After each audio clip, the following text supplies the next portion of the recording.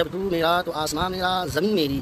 ایک قصہ ہے کہ سلطان محمود کا ایک غلام تھا جس کا نام ایاز تھا۔ بادشاہ اسے بہت محبت کرتا تھا۔ دیگر درباریوں کو اسی بنا پر ایاز سے حسد ہو گیا کہ بادشاہ اس کو کیوں اتنا چاہتا ہے۔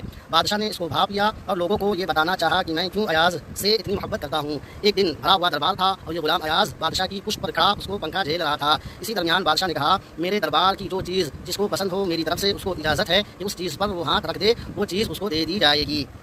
سارے ارکان دولت و مشیران سلطنت اٹھے اور انہوں نے اپنی اپنی پسندیدہ چیزوں پر ہاتھ رکھ دیا اور بادشاہ کی اجازت سے اس کو اٹھا لیا، مگر ایاز خاموش اپنی جگہ پر کھڑا تھا۔ اس نے نہ کسی چیز پر ہاتھ رکھا نہ اس کو اٹھانے کی کوشش کی۔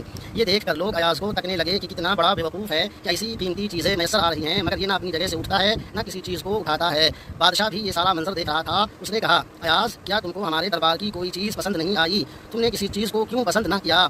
تو ایاز نے بڑا خوبصورت و بصیرت افروز جواب دیا۔ اس نے کہا، حضور میں نے تو آپ کو پسند کر لیا ہے اور جب آپ میرے ہو گئے تو